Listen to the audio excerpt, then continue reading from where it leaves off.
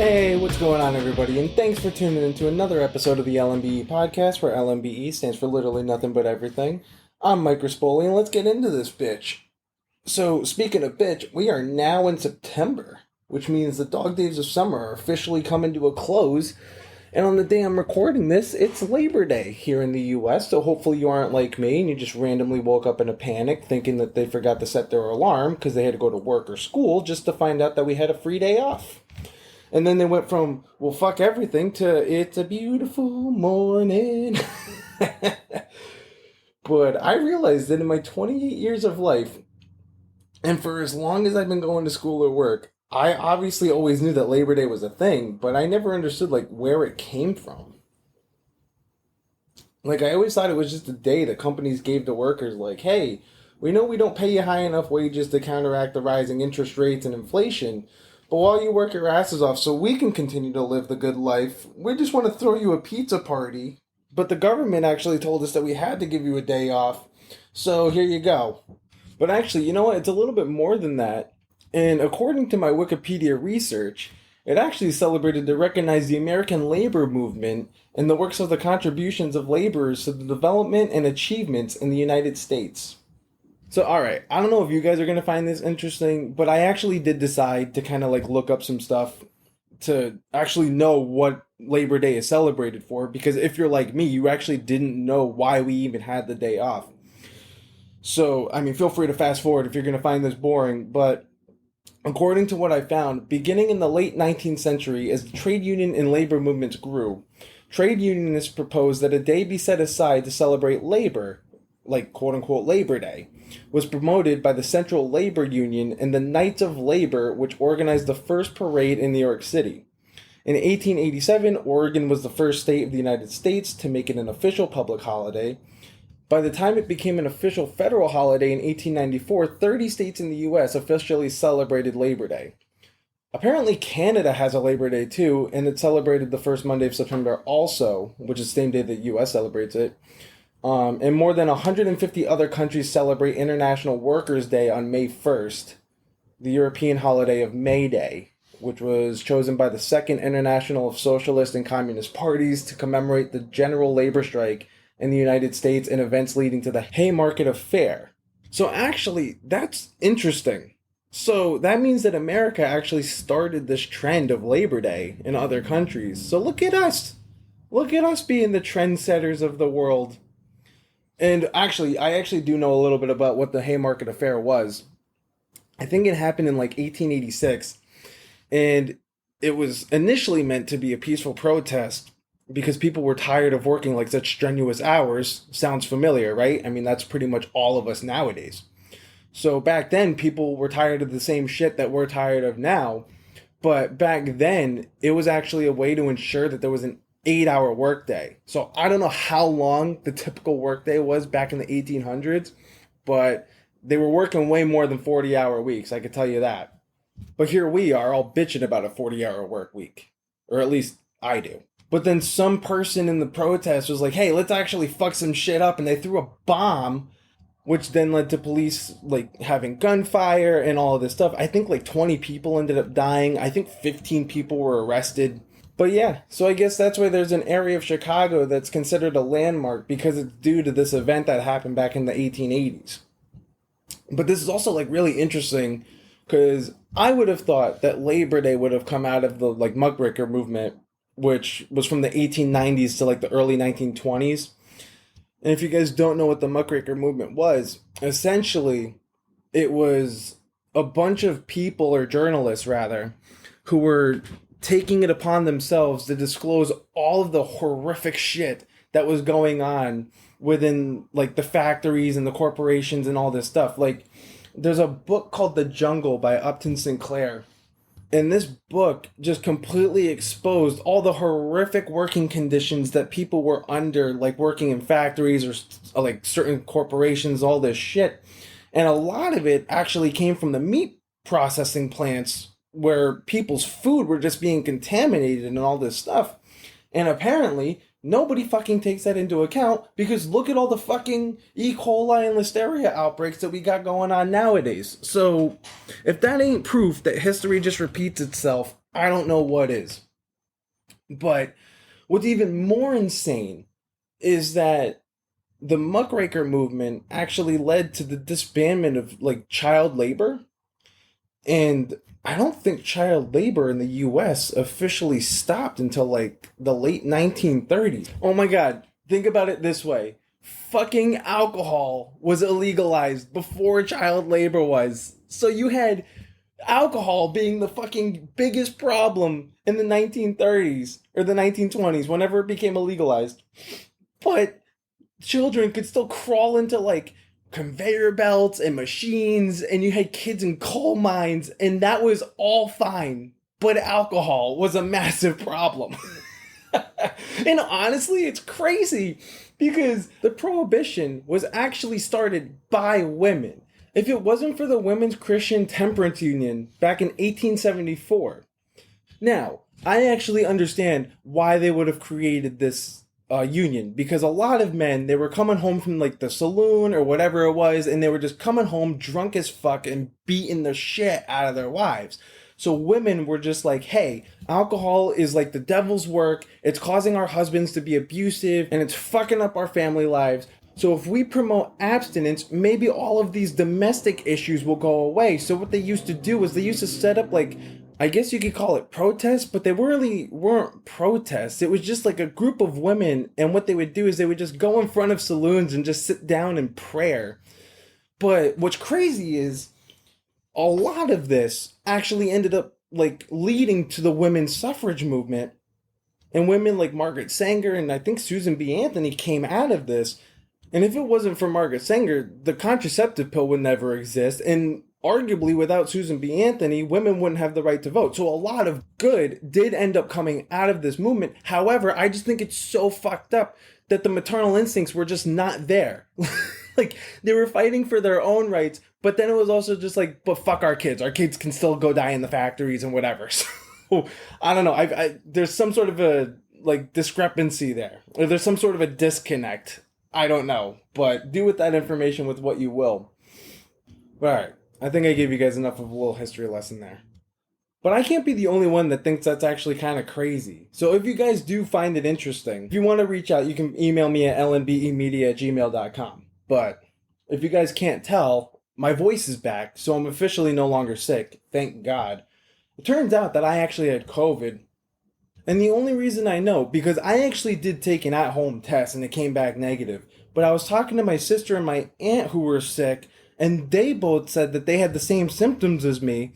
My aunt took an at-home test. She came back negative. My sister, I think, went to urgent care or something. She got a test done, and hers came back as positive. So I do not know how accurate these at-home tests are anymore, just due to whatever variant of COVID we're on now. But if you guys are sick, just do your due diligence. Maybe actually go to a doctor and get a test done, because you just can't really tell anymore. And I just think it's wild that I essentially went 3 years without getting COVID, and now all of a sudden in 2024 I got it twice. So if you're feeling any sort of a cold or a flu, you may as well just go get tested for COVID, because you really just can't tell anymore. But I just feel bad because I initially got a negative test, so I didn't think I actually had COVID, and thank God nothing actually happened. But I ended up going to work with COVID, and God forbid, if I had given it to somebody with a pre-existing condition or someone who wouldn't fare too well, if they got COVID and they got it from me, I would have felt so fucking bad. Thank God that was not the case, but you just really got to do your due diligence and just be careful out there. But okay, we are in September. So we've officially reached peak white girl season, where the oversized sweatshirts and the Ugg boots come in. And it's funny, because dudes make fun of women wearing that shit. Meanwhile, they act like their attire is untouchable. Meanwhile, their version of basic fall attire is a quarter zip sweater and Timbs. So you're essentially just wearing the male version of an oversized sweatshirt and Uggs, you stupid fuck. But who am I to say anything? I actually don't even own a quarter zip, so I'm allowed to say this, and I can make fun of you. I do own a flannel, though. I will admit that. But the big debate, I think, during the fall is apple or pumpkin. But I personally gotta go pumpkin, because you can get apple-flavored shit year-round. I mean, you're not gonna make a pumpkin pie on 4th of July, but you will make an apple pie. So just for like the limited edition aspect of it, I gotta go pumpkin during the fall. And honestly, I don't give a fuck. My basic white bitch is definitely coming out, and I'm here for it because I fucking love pumpkin. I think I've said this before, but even if I didn't, I'll say it again. I'm a bitch for pumpkin, and I'll whore out, and I'll tie my flannel in a front knot to get its attention. Pumpkin spice got me acting like Tracy Morgan in The Longest Yard. But having said that, I really don't think I would do very well in prison, if I'm being honest. Sorry. Alright, but I don't know about you guys, but my problem is I'm actually too much of a health nut to be drinking fraps and lattes and all that shit, because I just don't want the added calories with the sugars or all the Diddy sauce. No, but I drink my coffee black, because I also live in a state of self-loathing, and I can only get pumpkin-flavored grounds at the store, because I feel like all the pumpkin-flavored coffees you get at any shop is just due to like whatever syrups or creamers that you get. So I feel like I'm kind of limited. So if anybody has any other ideas on how I can get my fix, man, so I can also indulge in coffee type drinks, then you gotta let me know. But what I'm truly waiting for is for these non-alcoholic beer companies to come out with fall flavors. Like, that would be the shit. Like, I've been over a year, like, no alcohol now. And the hardest time that I actually have not drinking is actually during the fall, because it's late at night during like the October months. You're sitting by a fire. There's nothing better than just like having like a glass of whiskey or something with you, or maybe like an Oktoberfest or something like along the nature of just like something that's gonna have a little bit of bite to it. Oh man, I actually saw one recipe on Instagram or something where somebody was using hard cider mixed with some sort of like a cinnamon whiskey. I don't know if it was Jack Fire or Fireball or something, but they used cider with those cinnamon whiskey, and then they topped that off with like cinnamon sticks, apples, and pears, and they made some sort of like a sangria out of it, and I'm like, that sounds fucking bomb. So like, that's the shit that I'm into. I don't really give a fuck about lemon, like, for the summer. I don't even, like, what's winter? Like, peppermint? Like, peppermint can go fuck itself. I like mint-flavored shit, but it's not something that I'm gonna avidly seek out. Like, as much as I like a Thin Mint Girl Scout cookie, I would much rather have a gingerbread cookie. Come at me, haters. I don't give a fuck. That's just my preference. You do what you want. I just prefer the warm spices of fall. So if a fucking non-alcoholic beer company could just come out with a non-alcoholic fall-flavored beer, that would be lit. And with fall, that means that for the next 6 months, my Sundays are booked because it's finally football season, T-minus 6 days from when I'm recording this thing. And honestly, I would like to also indulge in having a beer with my boys while I'm watching a fucking game. Can we fucking do that, please? Oh, but speaking of football season, I gotta be honest, I'm going hard in the paint with it this year. I mean, tell me you aren't getting any pussy without telling me you aren't getting any pussy. Well, I'm in 3 fantasy football leagues, and I'm also doing a survivor pool. So if that doesn't explain my fucking life, I mean, at this rate, the only box I'm going to be filling is a Super Bowl box. But I digress. Some might call it a gambling problem, but like Michael Jordan, I actually call it a competitive problem. I mean, in one of my fantasy leagues, I've come in 3rd place in like the past 3 years. And last year, I did the survivor pool, and I came in 2nd. So this is what I'm hoping is more of like my redemption year. But for any NFL fans out there who listens to this podcast, I think this is one of the weirdest years, and I'm actually having some real trouble figuring out on who to take for my fantasy leagues.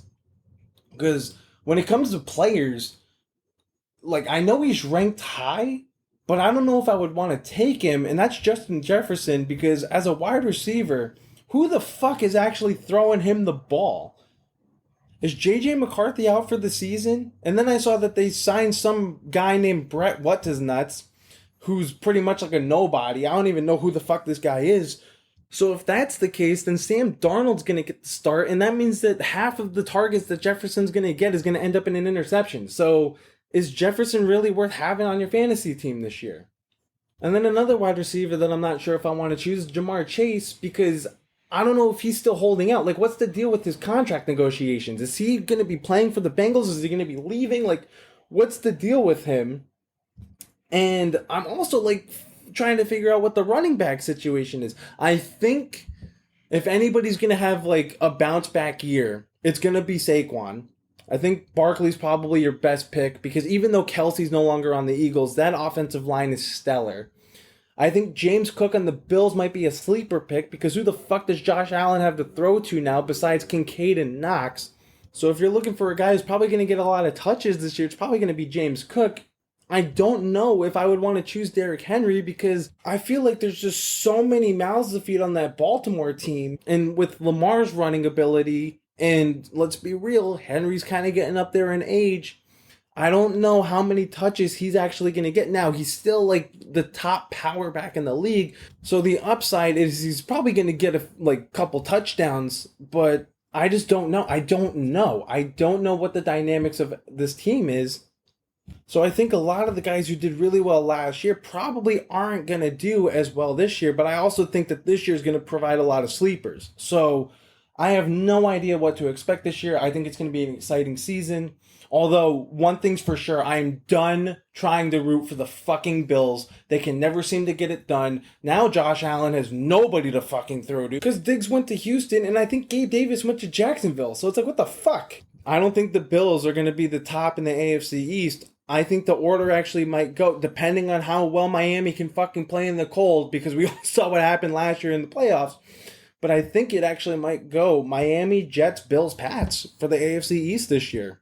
That's going to be my prediction.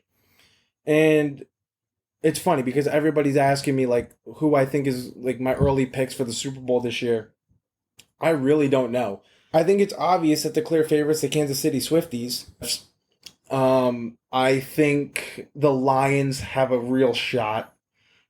I think the Bengals, if Jamar Chase can stay on the team and if Joe Burrow can fucking stay healthy, they're the only ones that have proven to beat the Chiefs in the past. So I think the Bengals have a good shot. I think the Texans could probably be a sleeper pick. CJ Stroud has shown that he's more than capable. If I had my choice, I would want to see like maybe the Texans and the Lions in the Super Bowl. I really like that Lions team. I really like Dan Campbell. If Dan Campbell can just learn to take the fucking points instead of going for it on fourth down, I think the Lions have a real chance. I think Jared Goff continues to be one of the more underrated quarterbacks in the league. I don't think people really give him his props. He's already been to the Super Bowl. The problem is they lost a game that was just a dogfight of a Super Bowl against the Patriots. I mean, that game ultimately ended up just being which defense was going to come out on top, and it ended up being the Patriots, thank God, for my case. But, no, I'm changing my mind. I changed my mind. I want to see the Lions and the Chargers. The Chargers only have one Super Bowl appearance in their franchise history, and the Lions have never even been to a Super Bowl. Everybody's thinking like, oh, if the Chiefs three-peat, that could be really good for the league because the Chiefs are the moneymaker in the league and people want to see the winning. No. I am honestly so sick and fucking tired of the Kansas City Swifties. And you can argue that I'm just a salty Pats fan because as a Pats fan, if I couldn't see the Pats three-peat, then I don't want to see the Swifties three-peat.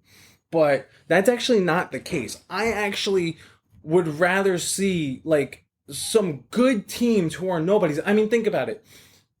The Patriots were essentially nobodies until they started winning in the 2000s. Now, arguably, you could also make the same case for the Chiefs because I don't know if they've won a Super Bowl since before Patrick Mahomes. Actually, wait, no, I'm wrong. I actually think they won a Super Bowl back in 1970.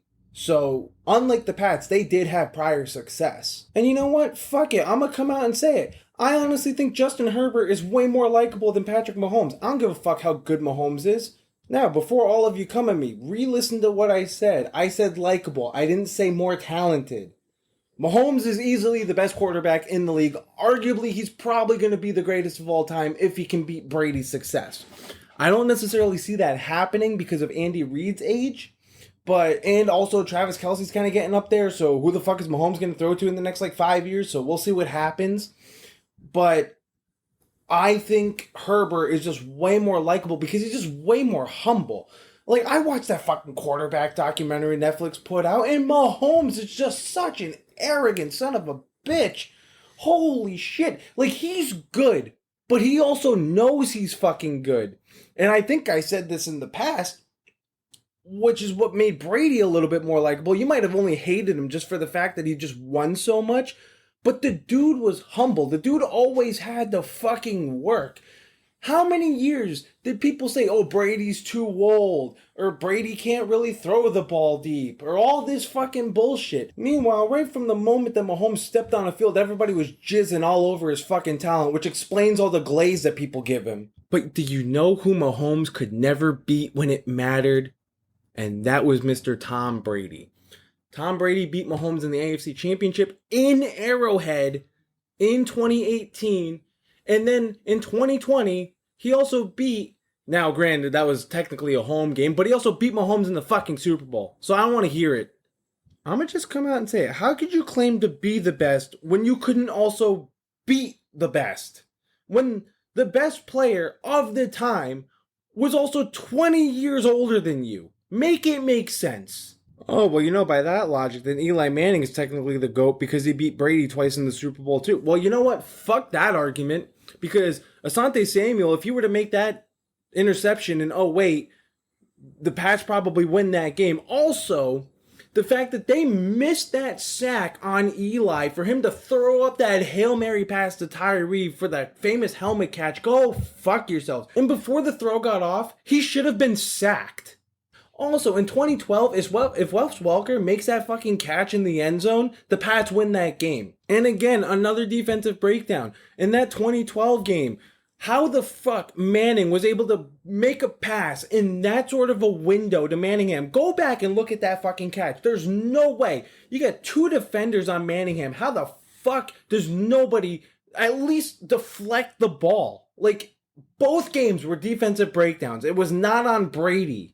And you know what? Call me a hypocrite for not saying this about the Patriots, but you know what? The Patriots are also my team, so of course I want to see them win. But I really just want to see somebody other than fucking Mahomes in the fucking Super Bowl. Like, my God. All right, going back. Let's go back to talking about the Chargers for a second. The problem is, because the Chargers are just so mid as an organization, people kind of sleep on Justin Herbert because it's crazy. You look at his stats.